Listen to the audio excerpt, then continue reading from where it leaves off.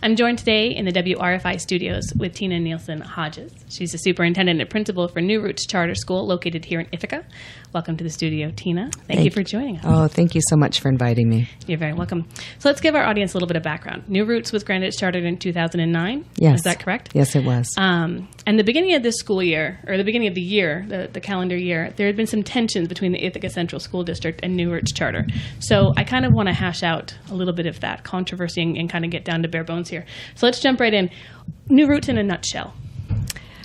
New Roots is an innovative small charter high school. We're a public school. We serve students who live in this region in 20 different school districts, about 150 of them at any given time, who are in grades 9 through 12.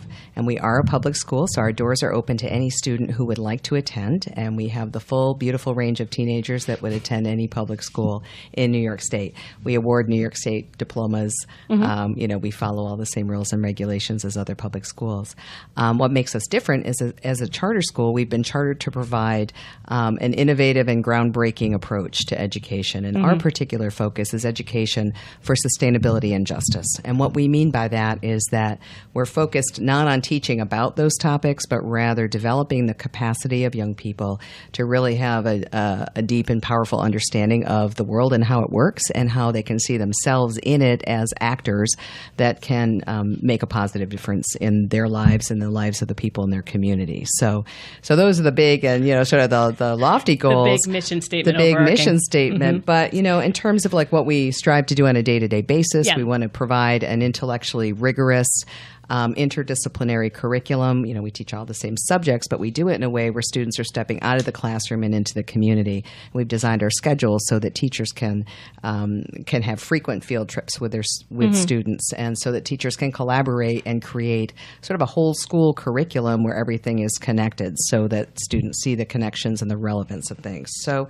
Our students also, I think one of the things I like best about our school is that students have created just a really welcoming social environment. So students from all different perspectives and walks of life are really creating a community of respect where people genuinely appreciate one another and embrace new students as they come in. So what do you think the difference is between maybe a traditional school and a charter school, specifically your charter school? What do you do that makes you significantly different on a daily basis other than just the field trips and stuff as far as the actual one-on-one with the students? Sure.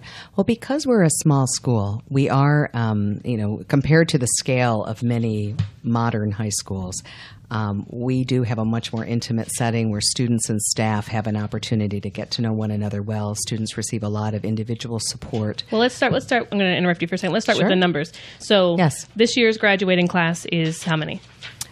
This year's upcoming graduating class, about 40 students. As you're assessing your students, there's the debate between a traditional school and a charter school, and numbers and stuff. As you're assessing your students, do you hold them to the same state standards? Do you hold them to different standards? How do you guys assess their readiness?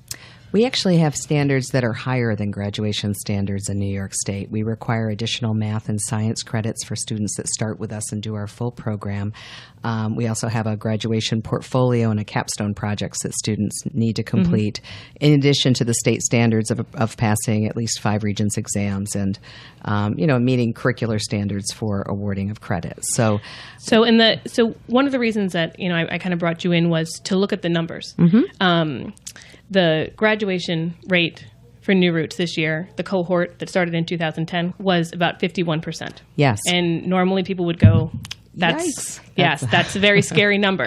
Right. You're funded by taxpayers. We're trying to get a good niche education out of these students. Right. So do you think that these numbers are a good indication of what your students are actually learning? Are they a fair level of assessment if you're requiring so much more?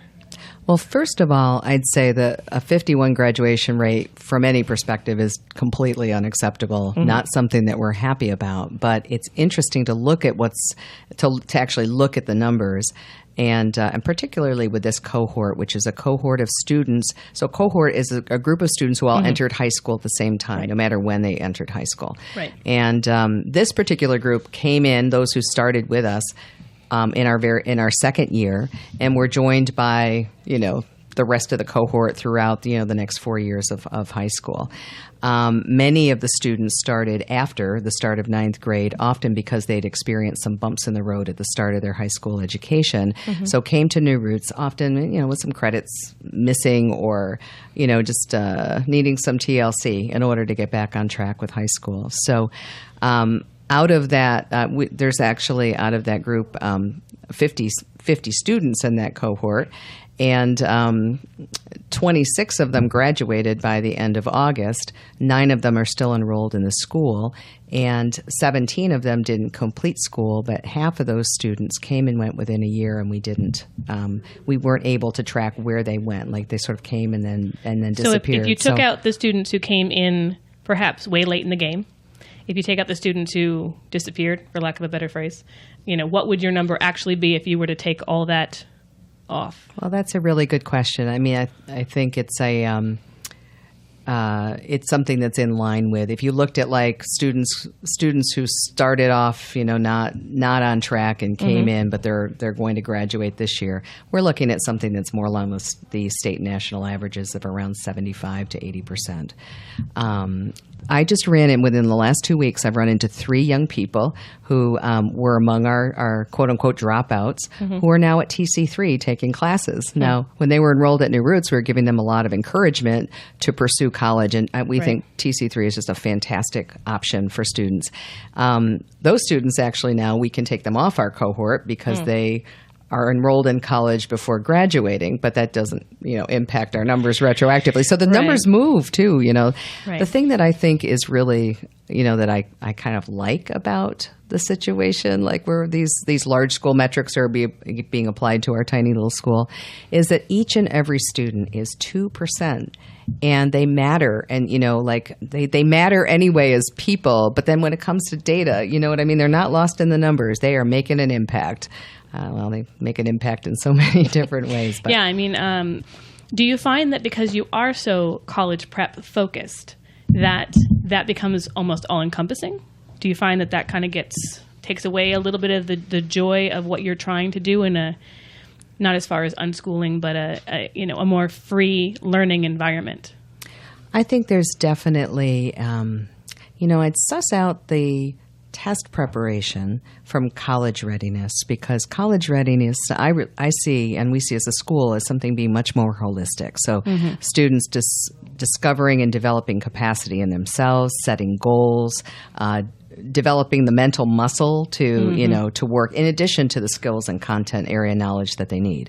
And what we know, like in our bones, is that students develop those skills and content knowledge better and more exhaustively when they're involved in really meaningful, real world, relevant kinds of learning. And so that's so there's no tension there, but sometimes the emphasis on test prep, particularly like we do have students who come in who are a little bit shell shocked from experiences in other schools where test prep is a focus, or there's a very traditional approach to education, which is very classroom focused, and that works really well for some students. I think really what charter schools are about is just offering choices. There's so many different kinds of learners, the visual learners and the tactile learners. Do you think that the prepping for those state tests do your students an injustice? Do you think the numbers are doing students in general across the board an injustice? I think that some of the state tests are really valuable to prepare for. I think that the problem happens when the focus becomes so exclusively on those tests that the point is really no longer the learning the tests were meant to inspire. To assess. Right. I had the pleasure of visiting Albany to do some lobbying with the folks that, in the state education department that oversee the testing, the assessment department, with Joe Greenberg, former principal of Lehman Alternative Community School when I was an intern there. And I remember that the official that we were talking with, listened really intently, asked great questions, and then just finally said, we just don't see, or there isn't any other way to determine and make sure that all students in our state are getting at least some certain standard level of education if we don't do tests like these. So that's, I think, the baseline intention, the good-hearted intention is making sure that students get a basic education. And I'll tell you, for all the controversy about Common Core, the new Common Core English Regents exams, my teachers really feel like they're excellent, and they're preparing them for that test, prepares them for college-level writing at a different level. So I think it's really a mixed the fine line between the Common Core standards is that we want to raise the level of education in this country in a way that suits students. I think that's just the slippery slope there, and that striving towards test taking, and preparedness sometimes can get fuddled up in there. Does that make sense? Right. And particularly now, it's such a high-stakes environment for schools. Schools are judged on their test scores, and with charter schools, it's live or die. If you don't make your accountability plan goals... Well, that's perfect. So that's my last question for you, is what is your plan? We will just continue to focus on each and every student and bringing out the best in them, taking them from where they are when they present themselves and moving forward. And we just invite people to come in terms of judging our school. Come take a look. We love to give tours. We love to invite young people to come in and check it out for themselves. That's the scariest thing you can tell people who are adversaries is to come see what we're doing. Then you know what? Our doors are open. So just give me a call, and I'm happy to set up a visit. Well, I've been here with Tina Nilsen-Hodges, the superintendent and principal of New Roots Charter School located here in downtown Ithaca. Thank you so much for taking the time to talk with us tonight. Oh, thank you so much. It was a pleasure. Really appreciate it. Thanks.